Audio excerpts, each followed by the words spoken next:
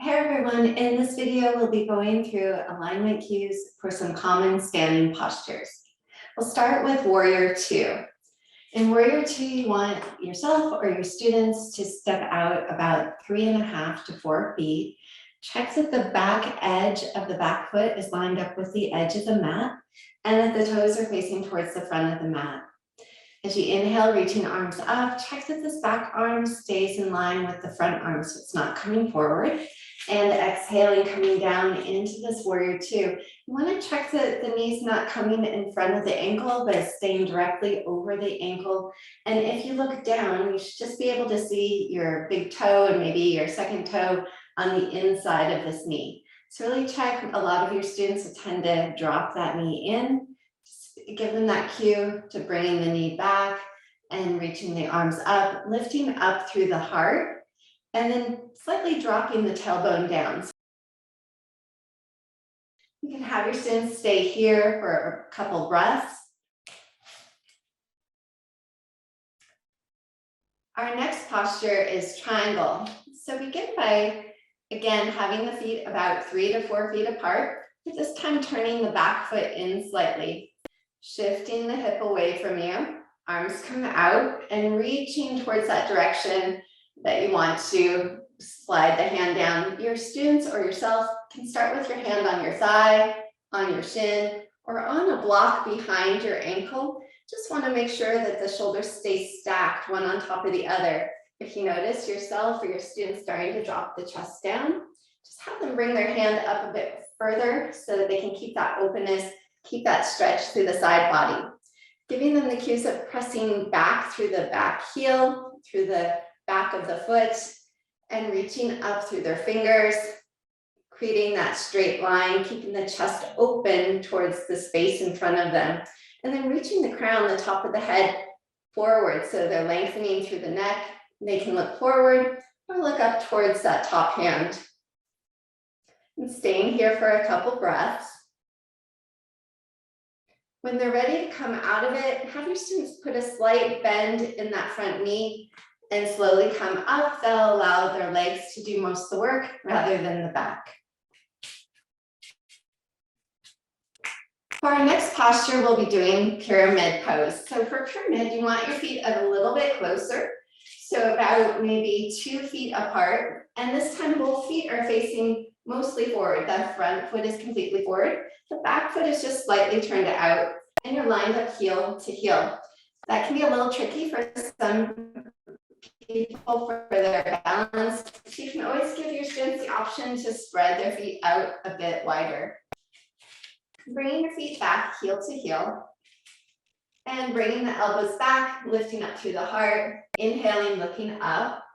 As you exhale, have your students pull the hip back that's the same hip as the front leg. So if my right leg is forward, my right hip comes back.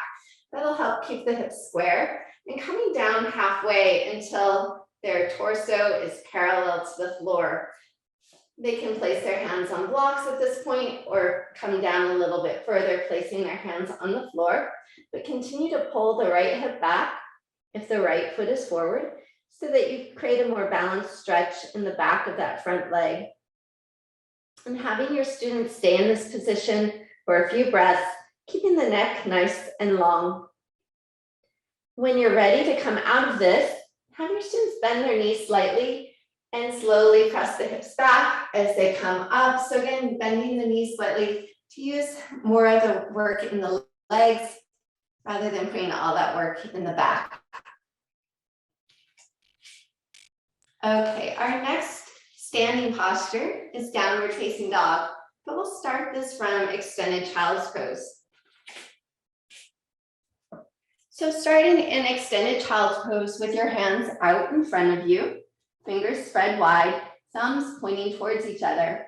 Arms are parallel so that your arms aren't out too far or too close in, but shoulder distance apart. From here, coming forward, curling your toes under, pressing the hips up and back into this downward facing dog. In down dog, you want your students to have their feet about hip distance apart. So about the same distance apart as their sitting bones. Want the fingers spread wide, pressing down through all the parts of the hands And ears are in line with the arms, so the neck stays long and you're not looking up, but you're not tucking your chin too much, keeping everything in line. If you notice that your students are starting to round their back, just give them the cue of bending the knees, pressing the hips up and back. That'll help create a more neutral spine, help them lengthen through their spine, and then they can begin to stretch their heels towards the ground to lengthen through the backs of the legs. Have them take a few breaths here. Slowly coming back down to the knees and pressing back into extended child's pose. Our next standing posture is dancer.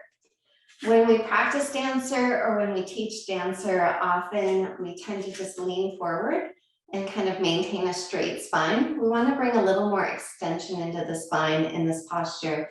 So from standing, reaching your arms up, exhaling, dropping one hand down, reaching up with the other hand and beginning to lift that opposite leg up. So you want to make sure that your students have their palm up so they can use the inside grip, holding on to the inside part of the ankle. And that's going to help externally rotate the shoulder, open more through the chest.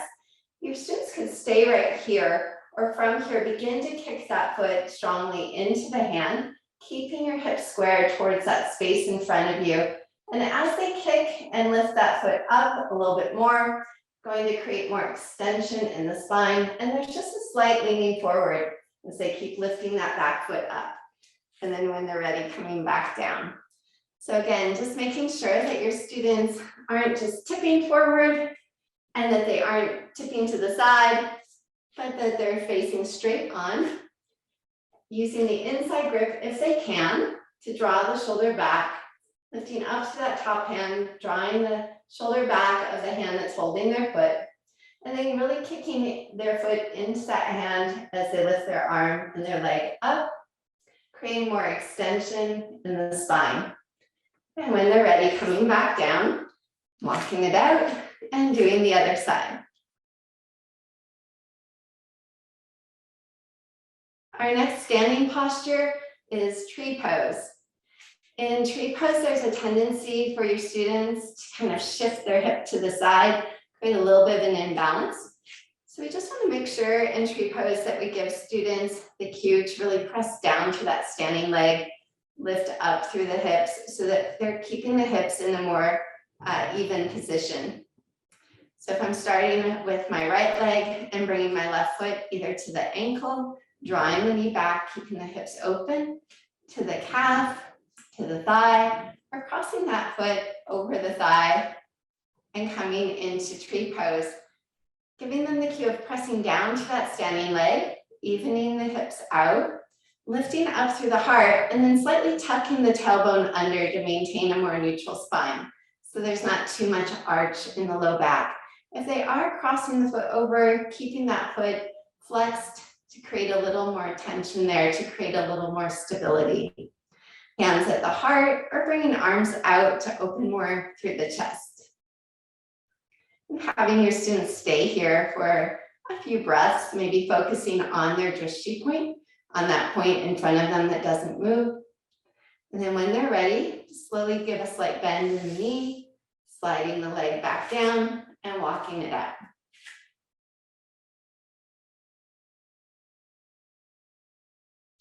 Our next standing posture is a standing forward fold. So we just want to focus on good movement in our standing forward fold. Have your students start with their feet about hip width apart and toes facing forward so that their feet aren't turned out and they're not turned in, but they're facing directly forward so that we can have a more even and balanced experience as they come down, and we can use the ankles. From here, have your students slightly bend their knees, press the hips back, and then slowly begin to fold forward. So they're maintaining this really flat back as they fold all the way down. If they can't quite reach the ground, have them bend their knees more so they can reach the ground with their hands as they press their hips back, keeping the crown of the head in line with their neck so that their neck isn't strained. And then from here, they can begin to straighten their legs as they develop a little more flexibility, keeping their hands in line with their feet and looking to the space behind them, allowing the crown of the head to drop down towards the ground. So again, they're not looking up, they're not putting too much strain on the back of the neck, but dropping the crown of the head all the way down as the tailbone, the sitting bones roll up and lengthening through the backs of the legs. When your students are ready to come back out of this, have them bend their knees, pressing back through their hips, so that again, they can use the strength of their legs to help them come all the way up. And exhaling, hands come back to heart center.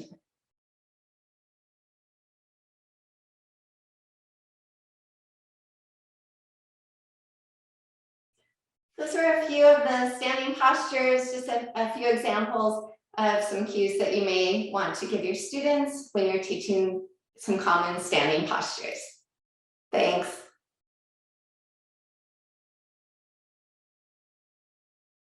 Thank you.